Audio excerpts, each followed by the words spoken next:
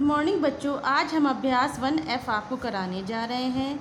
प्रमेय संख्या x का गुणात्मक प्रतिलोम कितना हो जाएगा बच्चों? 1/x। प्रमेय संख्या x का गुणात्मक प्रतिलोम कितना हो जाएगा बच्चों? 1/x।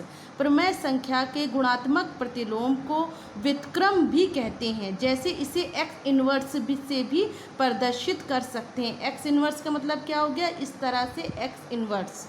तो पर गुणात्मक प्रतिलोम हमारा प्रमेय संख्याओं का व्युत्क्रम भी होता है। तो अगर किसी संख्या का व्युत्क्रम मतलब उसके क्रम को अगर हम बदल दें, जैसे हमारा 7/4 है तो उसका गुणात्मक प्रतिलोम कितना हो जाएगा?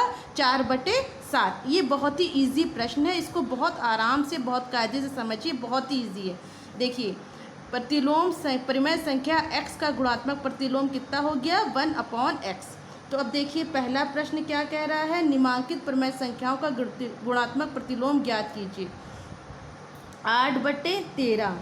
8/13 का गुणात्मक प्रतिलोम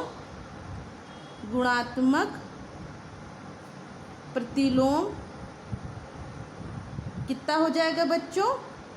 13/8। बस इसके क्रम को बदल देंगे तो ये हमारा व्युत्क्रम जो होगा वही क्या हो जाएगा? गुणात्मक प्रतिलोम। जैसे अगर किसी का 1 है तो उसका गुणात्मक प्रतिलोम कितना हो जाएगा? 1/1, क्योंकि हमारा 1 ही है। तो प्रमेय संख्या 8/13 का गुणात्मक प्रतिलोम कितना हो जाएगा? 13/8। अब देखिए बच्चों, दूसरा क्या कह रहा है? -6/9। अब देखिए, -6/9 का गुणात्मक प्रतिलोम कितना हो जाएगा?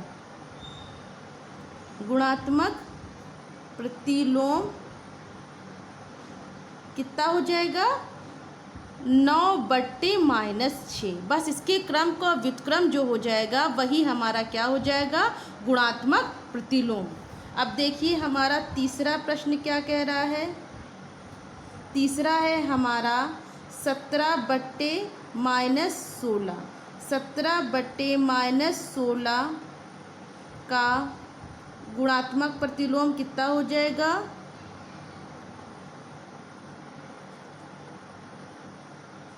प्रतिलोम हो जाएगा 16/-17। निशानों में कोई फ़र्क नहीं ना, जिसके आगे जो निशान रहेगा वही रहेगा, बस इसका क्रम क्या हो जाएगा? बदल जाएगा। अगर 17/16 है तो 16/17, लेकिन वो निशान के साथ। अब जैसे हमारा, अब देखिए ये क्या कह रहे हैं? सिर्फ दे दिया -9, तो -9 का गुणात्मक प्रतिलोम कितना हो जाएगा? गुणात्मक प्रतिलोम कितना हो जाएगा बच्चों? 1/-9। x का गुणात्मक प्रतिलोम 1/x है, तो -9 का कितना हो जाएगा? 1/-9। इसी तरह पांचवा देखिए बच्चों, ये हमारा है 17। 17 का गुणात्मक प्रतिलोम कितना हो जाएगा? गुणात्मक प्रतिलोम हो जाएगा 1/17। अब देखिए, ये हमारा छठा प्रश्न ऐसे आ गया है, 2/5 गुणे 9/4। इसका गुणात्मक प्रतिलोम निकालने के लिए पहले इसको हम हल करेंगे। तो देखिए, 2/5 गुणे 9/4। तो देखिए, 2 एकन्नम 2, 2 दूनी 4, तो 9 एकन्नम 9 और 2 पंजे 10। तो हमारा कितना आ गया? 9/10। तो अब ये हमारा 9/10 का गुणात्मक प्रतिलोम कितना हो जाएगा बच्चों? 10/9। अगर हम इस तरह से हल करेंगे तभी हम इसका गुणात्मक प्रतिलोम लिख सकेंगे। तो देखिए, आपको आज हमने गुणात्मक प्रतिलोम निकालना सिखा दिया है, इसमें कोई भी दिक्कत नहीं है। संख्याओं के व्युत्क्रम को उसका गुणात्मक प्रतिलोम कहते हैं। प्रमेय संख्या x का गुणात्मक प्रतिलोम कितना हो जाएगा? 1/x। प्रमेय संख्याओं के व्युत्क्रम को उसका क्या कहते हैं? गुणात्मक प्रतिलोम। तो बच्चों, ये आज आपकी 1F एक्सरसाइज ख़त्म हो गई है। इसका छठा प्रश्न जो आपका दिया हुआ है, इसमें हमारा क्या कह रहे हैं कि सरल कीजिए। छठे प्रश्न में आप देखेंगे कि -32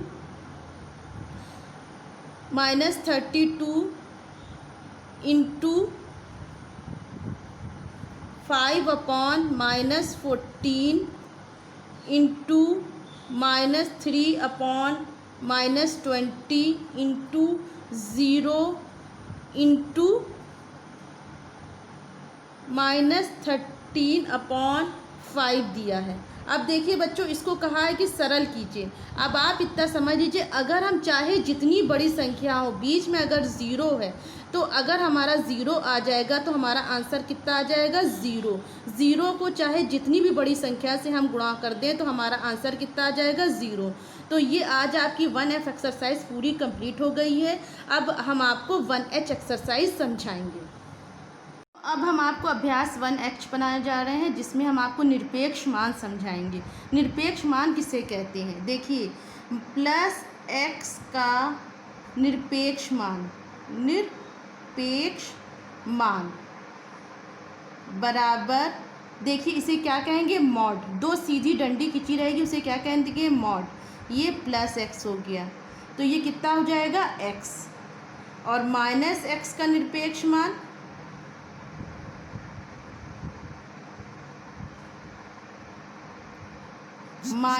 -x।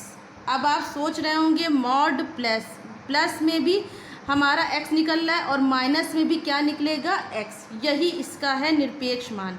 निरपेक्ष मान प्लस का भी x होगा और माइनस का भी x होगा, और इसे क्या बोलते हैं? मॉड।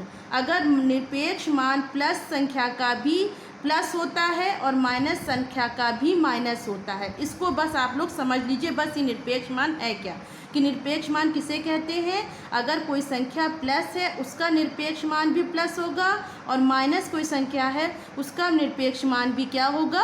प्लस होगा। तो ये इसको क्या कहते हैं? जो सीधा जो डंडी में लिखा रहता है उसे क्या कहते हैं? मॉड।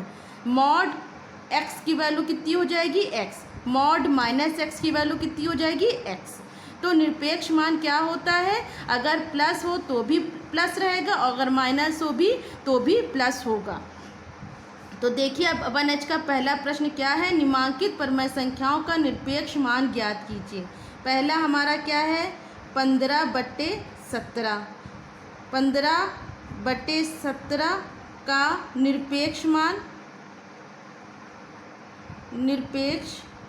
मान बराबर मॉड -15/17।